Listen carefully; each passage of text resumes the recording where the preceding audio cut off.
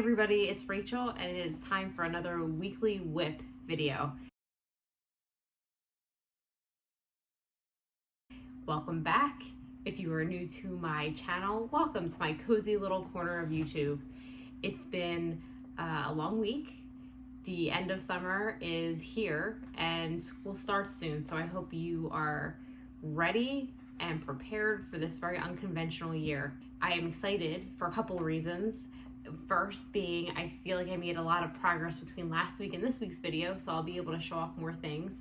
And then the second reason is, for the first time since the pandemic, I'll be doing a little bit of traveling safely to an approved location, and I hope to involve knitting as part of that trip, and hopefully I will be able to share some of it with you on my next weekly WIP. And what's exciting about traveling is not only discovering the new little knitting places, new knitting friends, new places to knit, but it's also figuring out what project you're going to take with you for the journey and the ride. If you're taking a road trip, that's prime craft time, uninterrupted. You have nothing else to do. So it's nice to pick out a project that doesn't take a lot of mental energy, a lot of focus, something that's not going to require a lot of charts and having to keep track of a lot of things. And hopefully this will give me a lot of time to work and be able to have even more things to show off next week. So I'm going to go through some of the projects that really I haven't done anything with. They're kind of just remaining stagnant. And those would be Bianca Socks, which I didn't even pull out because I've done nothing with them. The Weekender, which the only time I even acknowledge this one is when I'm doing the weekly WIP videos. But eventually I will backtrack to the point where I need to be, and I will restart this sweater. And I'm sure it's going to be it's a very easy knit. Like I said in my previous videos, I made a foolish mistake. So I'm having to backtrack. Really, it's unnecessary that I even made this mistake. The good news is, here we go. My shawl, my West Fjords Wanderer. Now, it's probably not going to look any different, but I was actually able to do more catching up on this weekend. And it's longer, and we're getting there.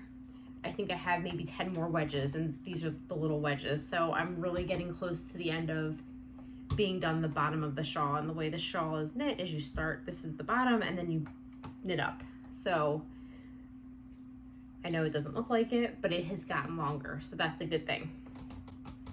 This is a very strong contender for my travel knitting WIP. So hopefully by next week, I'm done the wedges and I'm working on the actual body of the shawl. I casted on a new project this week by Max the Knitter.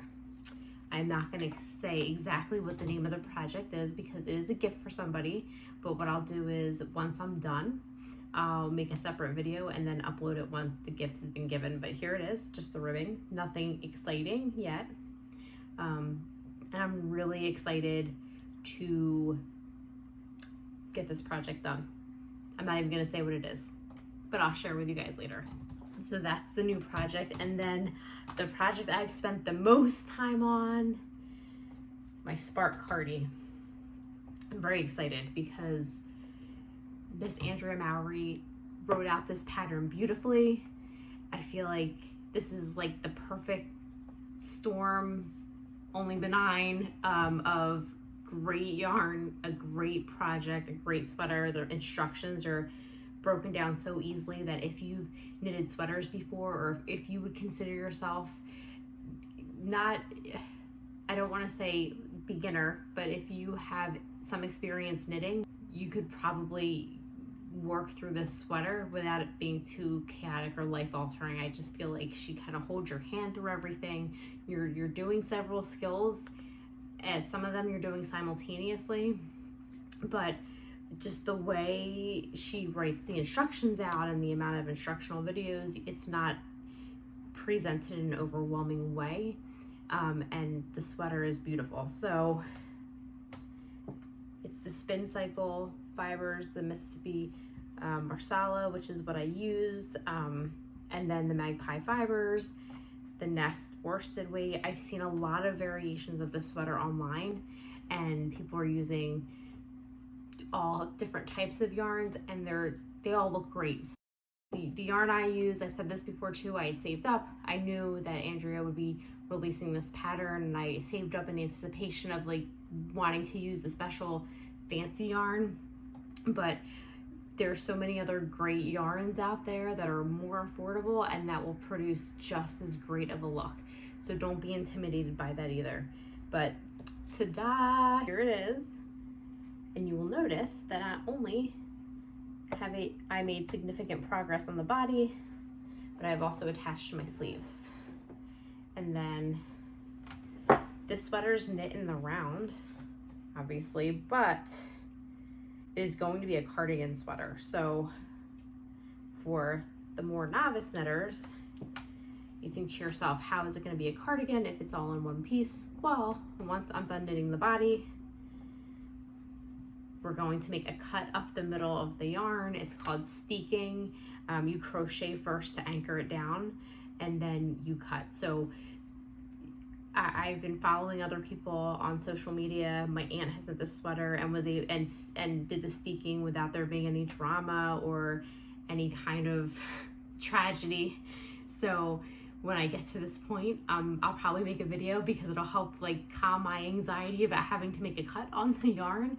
But it seems like people are doing this and they're getting through to the other side and they're happy with their finished product. So I'm a little bit nervous about it, but I think when the time comes, I will watch videos, I'll be prepared. So it will be no big deal. Yeah, that's it. I hope everyone's having a great week. I hope you all are enjoying whatever you're knitting. Be safe. Enjoy your last weekend of summer and happy knitting. I'll see you next week.